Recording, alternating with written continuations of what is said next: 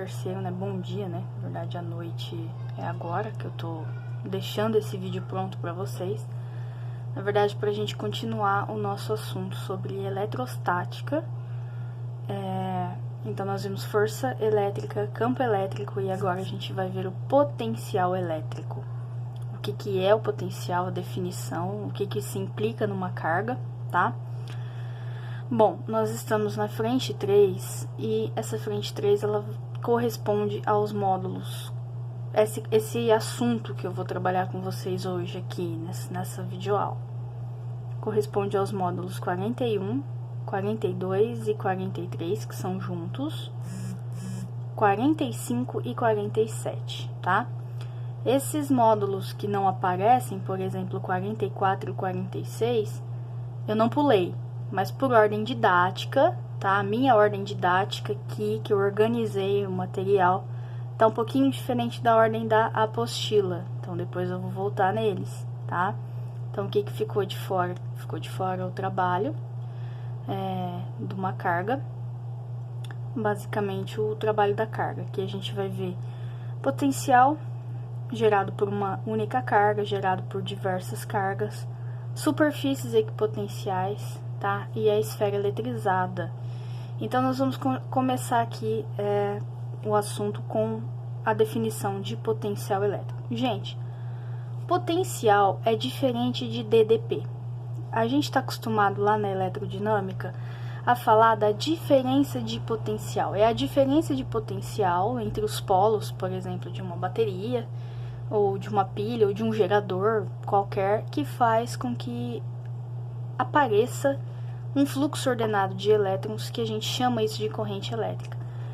Potencial elétrico, eu tô falando apenas do potencial em si, tá? Imagina, por exemplo, em termos de altura. Vou dar um exemplo como se fosse altura. Então, se eu quiser falar da diferença de altura do alto de um prédio até a base, eu estaria falando dessa diferença de altura, eu estaria falando de uma DDP. Mas se eu falar só da parte de cima, só do pico, do topo desse prédio, eu estaria falando apenas da altura dele, e não da diferença de altura, né? Mesma coisa entre os degraus de uma escada, tá? Eu não tô falando da diferença de altura entre esses picos, né? Entre esses degraus. Eu tô falando apenas da altura em si, ok? Mesma coisa o potencial, tá? Então, o potencial elétrico num ponto P, que eu chamei aqui de ponto Q, ponto P, ele existe independente de uma carga de prova, tá? Então, vem aquela questão, a mesma questão trabalhada no campo elétrico. Imagina que eu só tenho a carga fonte, a carga que está gerando o campo elétrico, é a mesma carga que vai estar gerando o potencial elétrico. Nesse ponto P, tá? Esse ponto P, ele está sujeito à ação do potencial gerado por essa carga, independente se nesse ponto Q eu colocar ou não uma carga teste, uma carga de prova, que é o meu Qzinho, tá? Por definição, o potencial elétrico, ele vai ser a energia potencial gerada por essa carga fonte aqui, a energia desse sistema, dividido pelo valor da carga Q, tá? Então, é a energia potencial do sistema, que vem da carga fonte, dividido pelo valor da carga Qzinho, da carguinha de prova. E uma coisa muito bacana é que o potencial elétrico é uma grandeza escalar, não é vetorial. Então, é muito mais fácil trabalhar, no caso, com potencial elétrico do que com campo elétrico, porque aqui a gente não tem vetor envolvido. A gente vai ter soma algébrica das coisas, tá? A unidade de medida do potencial elétrico no Sistema Internacional de Unidades é o volt, tá? O potencial em si, a gente representa ele pela letra V, e a unidade de medida dele também é o V, mas é o V do volt. Vocês podem achar potencial também elétrico como U. O U sozinho também pode representar o potencial. V ou U. Unidade de medida o volt. O mesmo volt da tomada, mas a gente não está tratando aqui da diferença de potencial entre dois polos. A gente está tratando do valor do potencial que aquele sistema vai ter, tá? Bom, então, essa representação aqui, essa equação é uma equação geral, tá? Energia potencial pela carga teste. E aqui a gente vai melhorar um pouquinho isso. Como eu disse para vocês, ó, o potencial elétrico, ele não depende da carguinha Q, ele existe independente dessa carga, nesse ponto P, ele depende apenas, portanto, da carga geradora, tá? Então, reescrevendo a equação, a gente tem que potencial é a energia desse sistema dividido pelo valor da carga Q, tá? Aqui a gente vai trabalhar com sinais e nunca vai trabalhar com um módulo, a gente vai trabalhar com o sinal em si, porque essas cargas possuem sinais.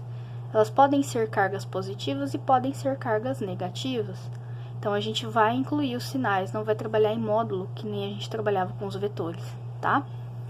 Bom, mas eu posso reescrever essa energia potencial como a constante, o o produto, módulo não tem, o produto entre o Qzão e o Qzinho, dividido pela distância, tá?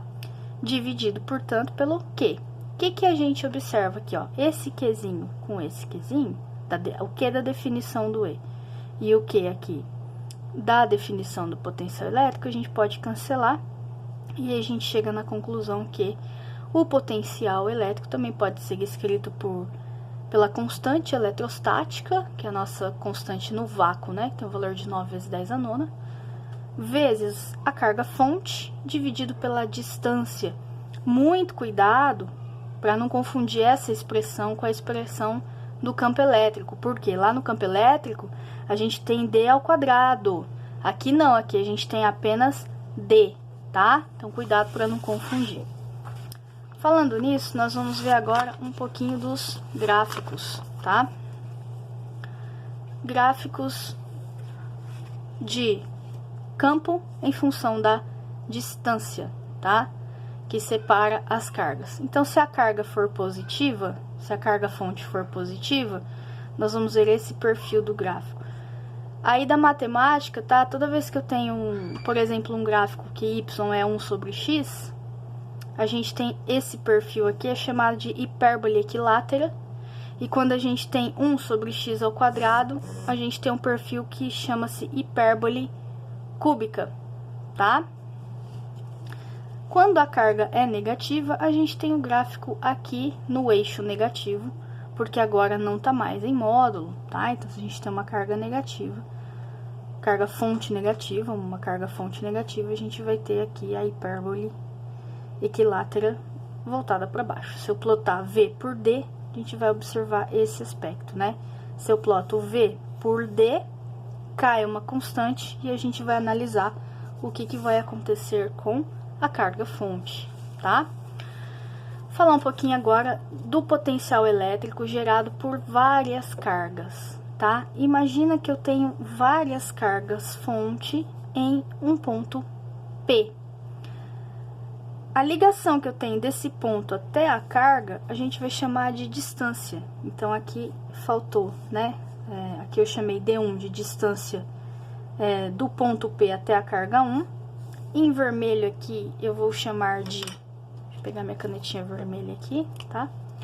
D2 é a distância da carga fonte 2 até o ponto P.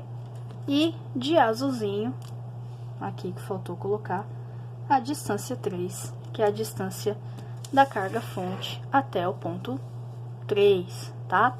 Bom, como é escalar, não é vetorial, a gente não vai ter que fazer uma somatória vetorial, ver o vetor resultante, a gente vai simplesmente fazer uma soma algébrica. Como? O potencial total nesse ponto P aqui, que eu chamei de VP total, potencial do ponto P total, é a soma de cada um dos potenciais, de cada uma das cargas fonte, de cada uma das cargas geradoras. Mas, como que eu posso reescrever o potencial?